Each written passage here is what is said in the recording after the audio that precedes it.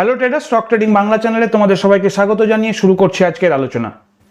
আজকের আলোচনায় মূলত আমরা দেখব একটি মাল্টি ইয়ার ব্রেকআউট স্টক, তার সেটআপ কীভাবে তৈরি হচ্ছে, আমার কীরকম ভিউ রয়েছে তার মধ্যে, এবং এই স্টকটি ফান্ডামেন্টালি কীরকম এবং টেকনিক্যালি আমি কতটা এর মধ্যে এর পজিটিভনেস দেখা যাচ্ছে সেই নিয়ে বিস্তারিত আলোচনা করব আজকের এই ভিডিওতে।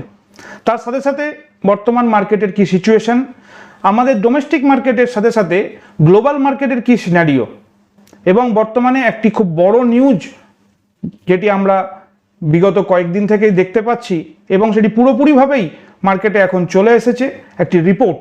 সেই স্পেশাল রিপোর্ট সম্পর্কেও একটুখানি আমরা আলোকপাত করব আজকের এই আলোচনায়। ট্রেডার্স, পুরো ভিডিওটি স্কিপ না করে দেখো, এখান থেকে অনেক কিছুই তোমরা শিখতে পারবে এবং আগামী দিনে তোমাদের পথ চলায় অনেকটা হেল্প করবে। পুরো ভিডিওটি দেখার পর যদি ভালো লেগে থাকে তাহলে অবশ্যই একটি করে লাইক করো, বেশি বেশি করে শেয়ার করে ফ্রেন্ডস এবং ফ্যামিলি মেম্বারদেরকেও দেখার এবং শেখার সুযোগ করে দাও। চ্যানেলে নতুন হলে অবশ্যই চ্যানেলটিকে সাবস্ক্রাইব করে বেল আইকনটিকে প্রেস করে রাখো, ফলে যখনই আমি নতুন ভিডিও দেব তোমরা তৎক্ষণাৎ নোটিফিকেশান পাবে এবং ভিডিওটি দেখে সেখান থেকে শিখতে বা জানতে পারবে। ট্রেডার্স, এই প্রসঙ্গে আমি তোমাদেরকে একটি কথা আবার মনে পড়িয়ে দেবো যে আমি সেবি রেজিস্টার্ড কোনো স্টক অ্যানালিস্ট বা ফাইন্যান্সিয়াল অ্যাডভাইজার নই, তাই আমার বলে দেওয়া কোনো স্টকের প্রাইসের ওপরে সরাসরি ট্রেড বা ইনভেস্টমেন্ট করবে না। ট্রেড বা ইনভেস্টমেন্ট করার জন্য নিজেরা বিশ্লেষণ করবে, সর্বোপরি ফাইন্যান্সিয়াল অ্যাডভাইজারদের সাথে আলোচনা করে তবেই এরকম কোনো বড় পদক্ষেপ নেবে। ট্রেডার্স, এবারে আমরা দেখে নেব আমাদের ল্যাপটপ স্ক্রিনে এবং স্ক্রিন তোমাদের সাথে শেয়ার করে আমরা আলোচনার পরবর্তী ধাপের দিকে এগিয়ে যাব। যদি ভালো করে একবার লক্ষ্য করে দেখি তাহলে আমরা দেখতে পাবো যে মার্কেটের মধ্যে কিন্তু যে আনসার্টেনিটি এবং গ্লোবাল মার্কেটের যে চাপ সেটি কিন্তু আমাদের ডোমেস্টিক মার্কেটে এবং নিফটি 50-র মধ্যে ইন্ডেক্সের চার্টে পরিষ্কারভাবে সেটি বোঝা যাচ্ছে। গত দিনের মার্কেটে কিন্তু যথেষ্ট সেলার এবং বায়ারদের মধ্যে একটি প্রতিযোগিতা চলে, এর ফলে একটি ইনডিসিশন ক্যান্ডেল আপার লেভেলে তৈরি হয়। এর ফলে মার্কেট কিন্তু একটি নেগেটিভ সেন্টিমেন্টের মধ্যে এখনো পর্যন্ত রয়েছে। বর্তমানে মার্কেটের মধ্যে কিন্তু কোন ট্রেন্ড রয়েছে সেটি কিন্তু আমি এখনও নিজেও কনফার্ম নই এবং আমি যথেষ্ট এর মধ্যে কনফিউশন আমার রয়েছে, পুরোপুরি কনফিউশন কিন্তু কাটছে না। এবং তার ওপরে গত কয়েকদিন থেকে একটি রিপোর্ট বা একটি খবর আমরা বারবার শুনতে পাচ্ছি, সেটি হচ্ছে সেই হিন্ডেলবার্গের যে রিপোর্ট ওনারা পেশ করে দিয়েছেন, অলরেডি মার্কেটের মধ্যে চলে এসেছে।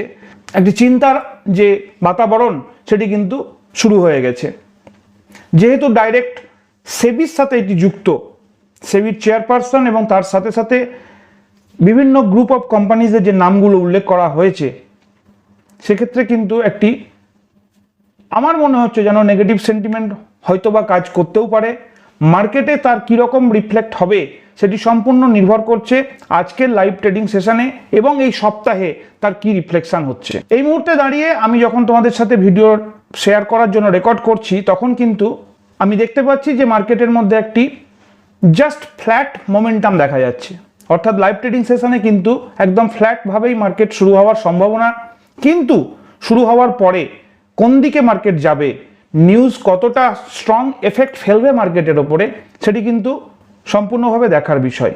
যেহেতু ট্রেডিং বা এই স্টক মার্কেটের ক্ষেত্রে পুরো ব্যাপারটাই হচ্ছে গেম অফ প্রবাবিলিটি, তাই প্রবাবিলিটির ওপরে কোন দিকে কি হচ্ছে সেটি সম্পূর্ণ মার্কেট নির্ধারণ করবে এবং মার্কেটের নির্ধারণের ওপরেই প্রাইস বা প্রাইস অ্যাকশন, ভলিউম সব কিছুই জেনারেট করবে। ট্রেডার্স, এরকম একটি দোলাচলের মধ্যে বা কনফিউশন জোনের মধ্যে থাকার পরেও আমি কিন্তু একটি স্টক বেছে নিয়েছি শুধুমাত্র মাল্টি ইয়ার ব্রেকআউট এই ফান্ডামেন্টাল বেসিসের ওপরে। ফান্ডামেন্টাল স্টক তো খুবই ভালো, কেন এই স্টক ফান্ডামেন্টালি ভালো সেটাও আমরা একবার দেখে নেব।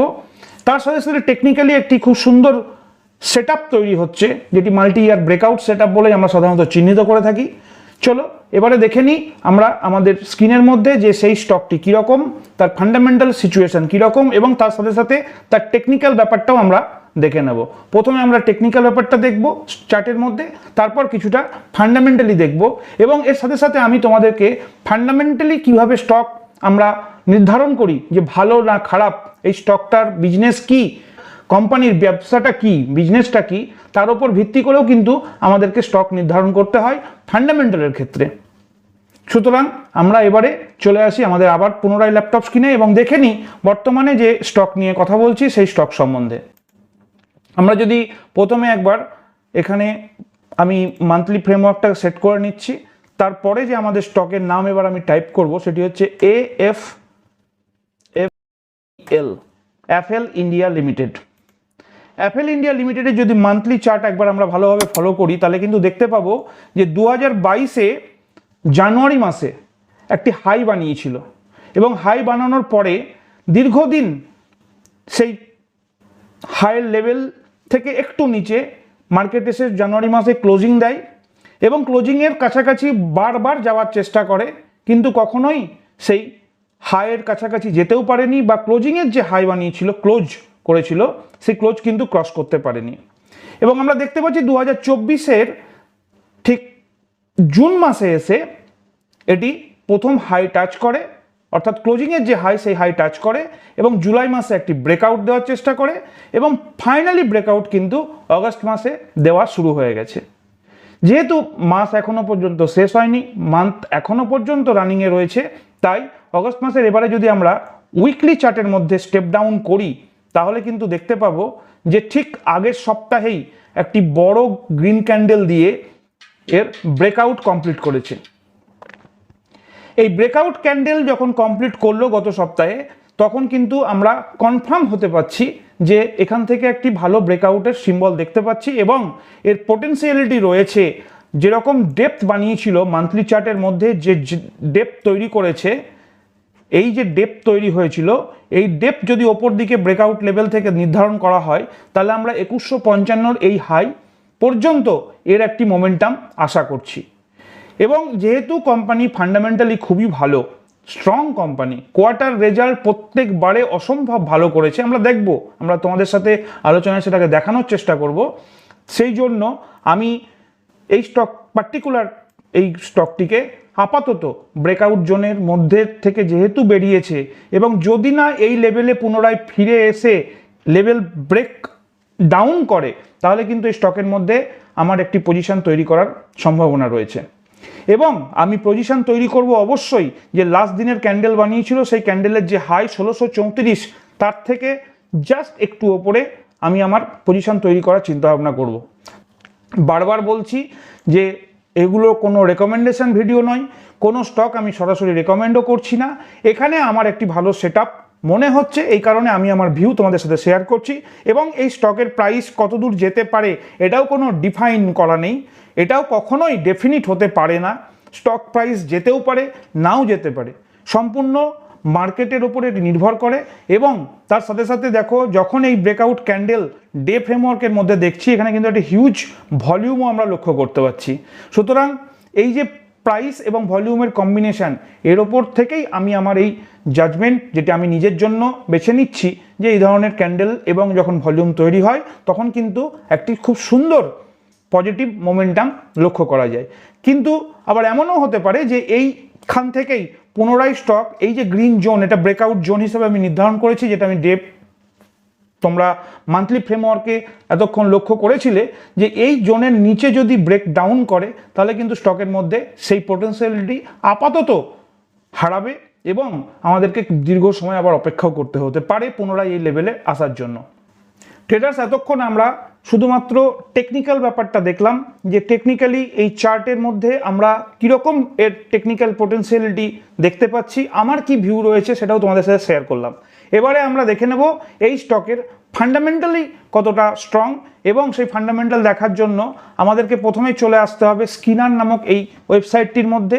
এটি কোনো স্পন্সরশিপ নয়, কোনো স্পন্সর ভিডিও নয়, আমি স্কিনার ব্যবহার করে থাকি এবং গ্লোবালি সবাই মোটামুটি স্কিনারটিকে ব্যবহার করে থাকেন ফান্ডামেন্টাল স্টকের সিচুয়েশন দেখার জন্য।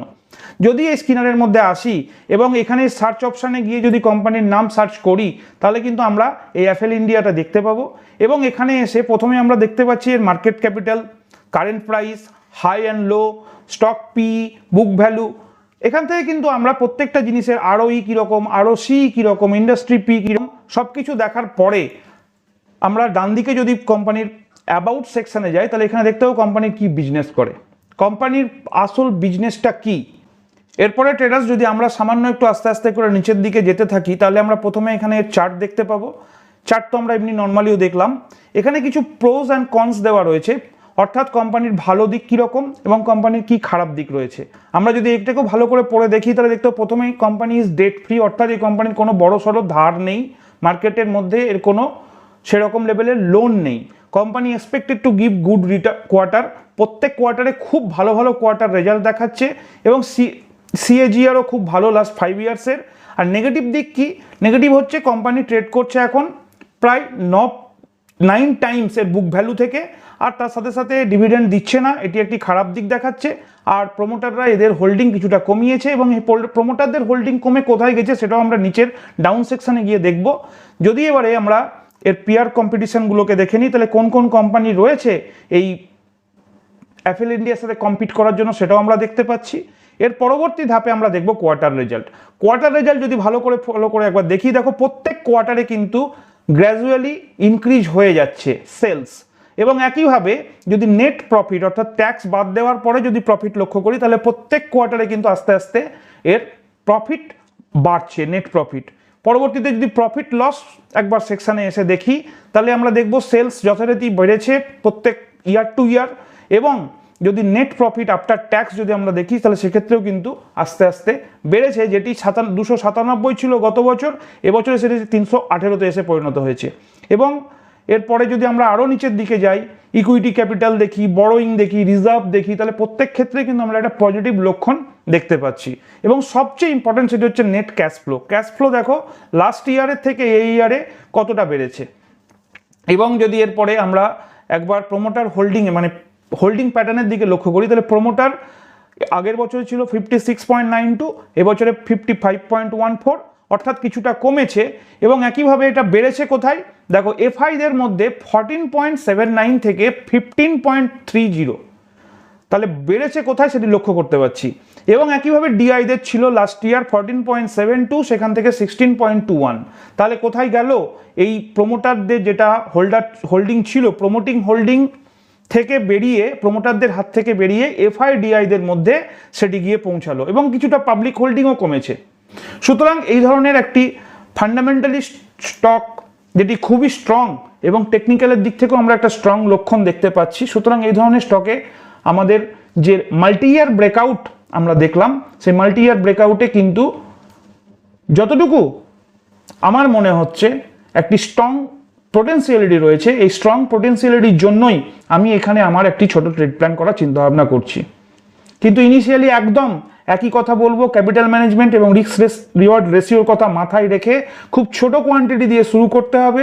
যখন পুনরায় এর হাই ক্রস করে হাইয়ের থেকে বেশ কিছুটা ওপরে জার্নি শুরু করবে তখন কিন্তু অ্যাকর্ডিংলি স্টপ লসটিকে ট্রেল করে নিয়ে যাওয়ার চিন্তাভাবনা রাখতে হবে এবং সাথে সাথে ক্যাপিটাল বাড়ানোরও চিন্তাভাবনা করতে হবে। সেটা ততক্ষণ পর্যন্ত আমাদের পুরো আলোচনা ভিডিওটি দেখে যদি তোমাদের ভালো লেগে থাকে এবং তার সাথে সাথে যদি মনে হয় যে হ্যাঁ এখান থেকে তোমরা কিছুটা শিখছো এবং আগামী দিনে তোমরা নিজেরাই এই ধরনের কাজ করতে পারবে, তাহলে অবশ্যই একটি করে লাইক করো। আর কোনো রকম ডাউট থাকলে বা কোথাও যদি আমার ভুল ত্রুটি হয়ে থাকে তাহলে অবশ্যই কমেন্ট করে জানাবে। আমি কমেন্টগুলো পড়ি এবং আমার সাধ্যমতো সেগুলোতে উত্তর দেওয়ার চেষ্টা করি। চ্যানেলে নতুন হলে অবশ্যই চ্যানেলকে সাবস্ক্রাইব করে বেল আইকনটিকে প্রেস করে রাখো, ফলে নতুন ভিডিও দিলেই তোমরা কিন্তু তৎক্ষণাৎ সেটিকে দেখতে পারবে এবং নতুন নতুন জিনিস জানতে বা শিখতে পারবে। ট্রেডার্স, আজকের মতো আলোচনা ভিডিও এখানেই শেষ করছি। ভালো থেকো, সুস্থ থেকো, দেখা হবে পরের ভিডিওতে। জয় হিন্দ, জয় ভারত।